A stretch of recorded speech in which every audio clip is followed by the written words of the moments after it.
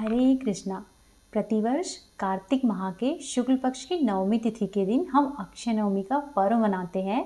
इसे हम धात्री नवमी या फिर कुसमांड नवमी या फिर आंवला नवमी के नाम से भी जानते हैं। अक्षय नवमी के दिन व्रत रखकर भगवान विष्णु और आंवले के पेड़ की पूजा की जाती है। जैसा कि नाम से ही पता चल रहा है, अक्षय नवमी के दिन जो भी दान पुण्य किया जाता है या फिर जो भी पूजा पाठ की जाती है उसका क्षय नहीं होता है। आंवले के पेड़ में तुलसी और बेलपत्र दोनों के ही गुण पाए जाते हैं। जिस तरह से रुद्राक्ष का पेड़ भगवान शिव से उत्पन्न हुआ था, उसी तरह से आंवले का पेड़ ब्रह्मा जी के आंसुओं से उत्पन्न हुआ था। अक्षय नवमी के दिन आंवले के पेड़ की पूजा की जाती है और आंवले के पेड़ के पास बैठकर ही भोजन खाया जाता है, या फिर ऐसा संभव नहीं हो तो अपने भोजन में आंवले जरूर ग्रहण किए जाते हैं। इस बार वर्ष 2024 में कार्तिक माह के शुक्ल पक्ष की नवमी तिथि का आरंभ 9 नवंबर शनिवार को रात में 10:45 से हो रहा है। यह तिथि अगले दिन 10 नवंबर रविवार को रात में 9:01 पर खत्म होगी। उदया तिथि के आधार पर अक्षय नवमी यानी कि आंवला नवमी का पर्व 10 नवंबर रविवार को मनाया जाएगा।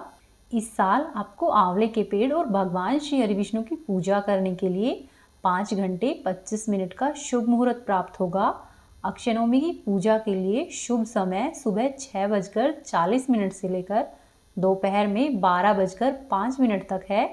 अक्षय नवमी के दिन ब्रह्म मुहूर्त सुबह 4:55 से शुरू है, वहीं सुबह 5:47 तक ब्रह्म मुहूर्त रहेगा। इस दिन शुभ मुहूर्त यानी कि अभिजीत मुहूर्त दिन में 11:43 से लेकर दोपहर में 12:27 के बीच में है। इस बार अक्षय नवमी के दिन रवि योग भी बन रहा है, जो कि बहुत ही शुभ माना जाता है। पौराणिक मान्यताओं के अनुसार कार्तिक महीने की शुक्ल पक्ष की नवमी तिथि से लेकर पूर्णिमा तिथि तक भगवान श्री हरि विष्णु आंवले के पेड़ पर ही निवास करते हैं। इसीलिए आंवले के पेड़ की पूजा अर्चना की जाती है और आंवले को खाया भी जाता है।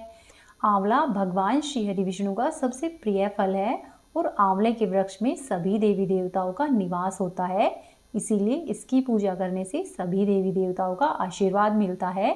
वहीं नवमी तिथि के दिन भगवान श्री कृष्ण ने अपनी बाल लीलाओं को त्यागा था और वृंदावन की गलियों को छोड़कर मथुरा में चले गए थे।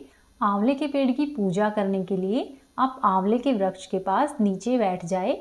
यदि संभव नहीं हो तो गमले में आंवले का छोटा पेड़ ले और आंवले के पास पूर्व दिशा की ओर मुंह करके बैठ जाए।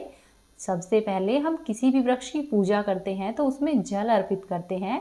सबसे पहले आप आंवले में जल अर्पित करें और यदि संभव हो तो थोड़ा सा कच्चा दूध भी आंवले की जड़ में जरूर अर्पित करें।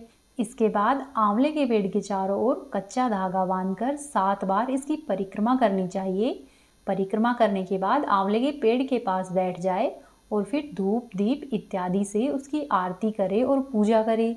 इसके बाद ओम धात्रे नमः इस मंत्र को बोलते हुए अपनी श्रद्धा के अनुसार 5 बार 11 बार उच्चारण करते हुए आंवले के पेड़ से अपने घर की सुख शांति और खुशहाली की प्रार्थना करें और यदि संभव हो तो आंवले के वृक्ष के पास बैठकर ही खाना खाए और इस दिन ब्राह्मण को भी आंवले के वृक्ष के पास बैठकर भोजन कराए और इस तरह से आप आंवला नवमी के वृक्ष की पूजा कर सकते हैं।